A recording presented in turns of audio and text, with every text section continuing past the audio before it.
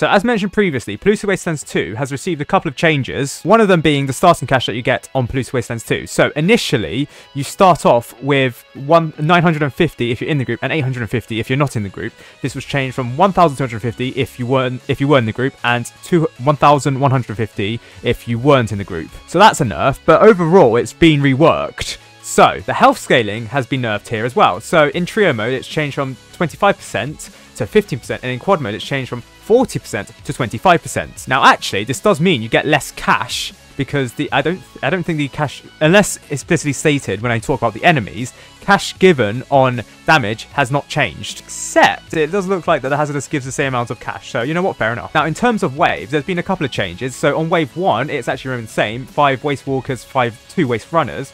On wave 2, there's now 4 waste runners and 2 waste walkers, whereas previously there were 6 waste runners. On wave 3, it's been changed from absolutely the same as before, actually. It's 2 hazardous, 3 waste walkers and 2 waste runners. On wave 4, it's 5 hazardous instead of 8 hazardous. On wave 5, there's actually been a buff. There's actually 2 more waste runners on wave 5, except the fact that a super mutant has been nerfed as well, which I'll get to when it comes to enemy changes. On wave 6, there's still the same amount of enemies, 5 hazardous and 6 waste runners, but the hazardous that spawn here no longer have bloated. Meanwhile, on wave 7, interestingly, it's no longer breaker 2s, it is now breaker 3s. Breaker 3s now naturally spawn into Polluted Wastelands 2, which I guess is a buff. I don't know. Fair enough. Why? And in any case, the amount of breakers has been decreased from 8 breaker 2s to 5 breaker 3s. Additionally, the lurker no longer debuts on wave 7. On wave 8, there is no nominal change. There is still 8 hazardous and 2 super mutants. Nor is there any change on wave 9. There are 6 lurkers and 1 super mutant. The only difference is the lurkers now debut on wave 9 as opposed to wave 7 as it was previously. So I guess hidden defense in this Polluted Wastelands 2 is now less of an issue because, well, I say less of an issue. Yeah, we're about to lose to a hidden, right? By the way, this is only the second game mode where the Breaker 3s actually spawn in naturally, that being Badlands 2, where the Breaker 3s also spawn in naturally. In fact, looking at the game mode, looking at the enemies list or the wave structure, it looks like this is the first game mode where Breaker 3 spawn in naturally, but not Breaker 2s. That's very interesting. Also, their super mutant not having extra health, or having the extra health, is actually a bad thing in wave 9 because enemy towers without hidden detection would target that super mutant, but because there's that super mutant doesn't have that much health anymore, it can't target as long, so something like the mortar cannot damage the lurker as much. Now, as for wave 10, there's been a couple of changes. So the 6 waste runners that used to appear now have bloated. The 5 breaker 2s have been replaced with 3 breaker 3s. There's now a super mutant here. The 2 super mutants that used to spawn in didn't have aggro. They now have aggro, I guess to dissuade any attacks from the Necromancer. Additionally, the Necromancer that used to spawn here is no longer a boss. It just now has Nimble and Stun Immune. And there are now 3 hazards that spawn at the end of this wave. As for wave 11, the hazardous has remained the same, except they're now bloated. There are still 2 toxics and there are still 3 lurkers that are bloated. As for wave 12, there are still 4 toxics, but the super mutant that spawns in here is now bloated, which, I mean, it is a buff, towards the enemies, but you got to bear in mind that super mutants have been reduced in health. Meanwhile, the Necromancer that spawns here, it used to have Freeze Immune and Stun Immune, it now has Nimble and Stun Immune. As for wave 13, instead of 5 breaker 2s that are bloated, there are now 4 breaker 3s that are bloated. As for wave 14, the amount of lurkers remain the same at 10. The super mutant is now bloated here. Their Necromancer, instead of having freeze, stun, and bloated, it has freeze, stun, and nimble. The toxics remain the same. On wave 15, there are now 3 toxics that spawn in at the start. The fleshings counters remain the same.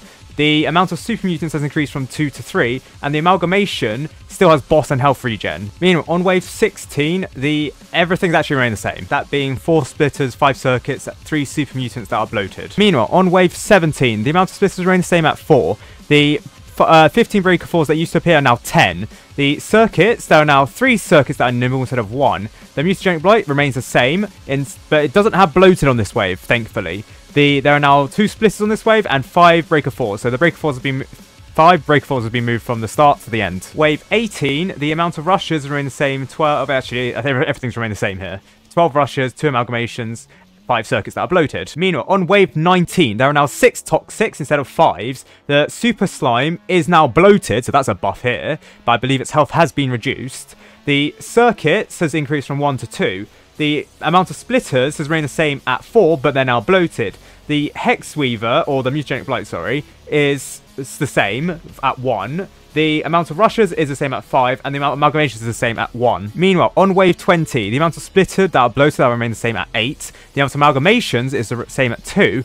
However, there are now 5 rushes that never used to appear. The Abomination remains the same at 1 boss, and the amount of rushes has actually increased from 0 to 3. On wave 21, there's been a shift around, so instead of the super toxic spawning first, it is now the 3 amalgamations that spawn first, and the amount of amalgamations has decreased from 5 to 3. However, there's another 3 amalgamations that spawn after the toxic boss, so that's increased from 5 to 6 basically. There's still 1 super slime. The circuits has been moved, so it's now spawning in after a Mutagenic Blight, which is not bloated anymore. And there are now 8 Necromancers that spawn in the end of this wave instead of just before, the penultimate enemy that spawns in. Meanwhile, on wave 22, 6 Circuit Nimbles, the same. 6 Splitter, bloated, the same. 15 Rushes, the same. However, there is now the Templar. The Templar has been moved to the middle of the wave instead of the end of the wave, which has Bloss, Health Regen, and Bloated, the same as before. 2 Super Slimes, the same as before. 5 amalgamations, same as before, and 1 Mutagenic Blight, again, same as before. I'm just going to start my wave 23 introduction, even though the wave's not started, because there's quite a lot. So, Abomination, spawns at the start, the same. Super Toxic, 1 Super Toxic, that's the same. The amount of amalgamations that spawn in now after the Super Toxic has been reduced from 3 to 2. The Mutagenic Blight that spawns in, same. 10 Cursed Skeletons, that is also the same. 3 Necromancers that are bloated and nimble, that's been decreased from 4.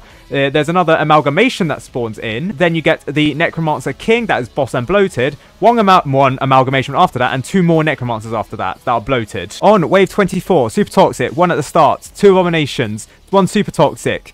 That's all remained the same previously. However, the amount of amalgamations has decreased from 6 to 3. Then you get another Super Toxic, that's the same. You get 10 Rushes that are bloated, that's the same. You get 15 Circuits that are nimble, that's the same. You get 3 amalgamations, that is entirely new. Then you get 1 Nuclear Guardian that's bloated and a boss, that's the same. Then 1 Necromancer King, that's the same. And then you get 15 Circuits that are nimble at the end, which are also new. Right, so finally, last wave. 12 Circuits that are nimble, 1 Abomination, 1 Templar that is stun immune. Those are all the same. The amount of amalgamations, bloated amalgamations, has been reduced from 6 to 4. 1 Super Toxic, aggro, same. 3 Nuclear Guardians, same. 1 Nuclear Monster, same. 4 amalgamations that spawn in have been reduced to 3 amalgamations, but they are bloated. Okay. 5 Rushes that are nimble. Used to be 6 Rushes that are bloated and nimble. The amount of amalgamations, there's now 3 amalgamations that are bloated, and there are now 6 Rushes that are nimble and bloated. Then there's the 8 Necromancers. The amalgamation and the Rushes are new. Then you get 1 Necromancer King. That's the same. Then you get 3 amalgamations that are bloated. It used to be 4 amalgamations. The amount of Rushes has remained the same at 7, bloated and nimble. Then you get 1 Abomination, same. 1 Super Slime, that is bloated, that's the same. Then you get 8 Rushes that are bloated and nimble, that's new. 3 amalgamations that are bloated. Okay. Then you get 1 Abomination, then 1 Super Slime. Okay, what's missing? Mutagenic Blights. Yes, they finally do not spawn in on the last wave, which in my opinion reduces the difficulty of Polluted Wastelands 2 significantly, but fair enough. But as you can see, the Nuclear Monster no longer has over 2 million health, it now only has 1.625 100 million health. Yes, I'll go over the enemy changes now, but I wouldn't say that overall there's been a nerf to the wave structure. It's just been a rebalancing of the wave structure so that some things are more difficult, some things are easier, I guess. Bearing in mind that these go hand in hand with enemy changes, which I'll get to after I complete this game, so it's not completely black and white, okay, something's got bloated, therefore it's been buffed. Not necessarily true. Oh, come on. It's so close. Surely, if it's summons, right, we're kind of screwed. Okay, cool. This is my first ever Polluted Wastelands 2 rework triumph, and it was barely done. Just barely. Very cool, I guess. Actually, I've never seen gems be awarded in Polluted Wastelands 2 because I've never triumphed Polluted Wastelands 2. But here you go. Yes, to Confirm the rewards. 150 gems at the end of Polluted Wastelands 2. Very cool. Now, just to confirm the changes to the enemies, bearing in mind that I'm going to only be talking about the base changes. I've already talked about the changes in health scaling, so I'm not going to talk about that, but I'm going to talk about the base health. So, for example, the Waste Walker, its health has been reduced from 50 to 40. Meanwhile, the Waste Runner, its health has been reduced from 60 to 50. The Hazardous, its health has been decreased from 200 to 100, okay, but it's now got a defense of 50%, bearing in mind that this does not compensate for the 100 health lost. It's actually easier because that's how defense works, and you can also reduce defense. Meanwhile, the Super Mutant, its base health has been reduced from 850 to 800. While the Breakers, they actually haven't changed health, I don't think, in Polluted Wastelands 2. Meanwhile, the Lurker, its health has decreased from 300 to 250.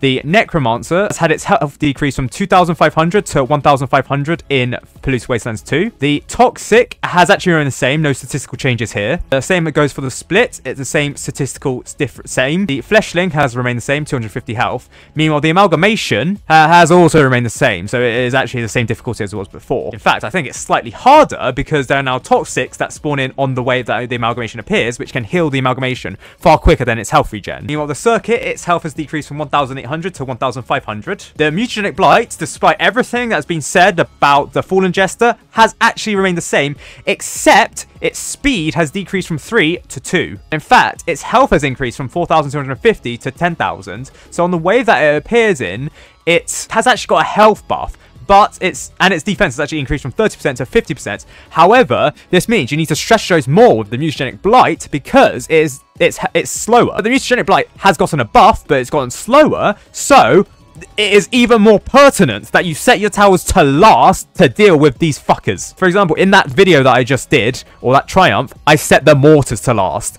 Even that's just enough to deal with the Mutagenic Blights. Do that. The Rushers, no change here. The Super Slime, its health has decreased from 15,000 to 10,000. However, the Goo has had no change. The Abomination has had no change either. Neither has the Super Toxic, and I would assume that the Templar hasn't received a change here, which I am correct. Meanwhile, the Necromancer King, I wouldn't assume that has been changed here either. Neither is there a change to Cursed Skeleton. The Nuclear Guardian has not changed either, and the Nuclear Monster has kind of been nerfed. Its health has decreased from 7,500,000 to 625,000. Bearing in mind that because of Bloated, it is decreased from 1.5 million to 1.25 million. That being the base. Obviously, because of health changes with scaling, the Nuclear Monster used to have like 2 million health. It's now been reduced to 1.625 100 million health, which is cool. But those are the changes to Polluted Wastelands 2. So overall, it's just been rebalanced. So the easier waves are slightly easier. The harder waves are harder, kinda, slightly. But the last wave has gotten slightly easier. So it is now feasibly possible. It is still as difficult as ever. So it's not like we've gone back to what it was before. But I'd say it is now beatable if you know what you're doing. If you don't know what you're doing, you still cannot beat it. If you bring the farm to the game, you're still not winning it. But someone did bring the Cowboy to that last game, and they did win. So the Cowboy is fairly okay. I wouldn't say it's good. The Crook Boss is still better, but it is okay.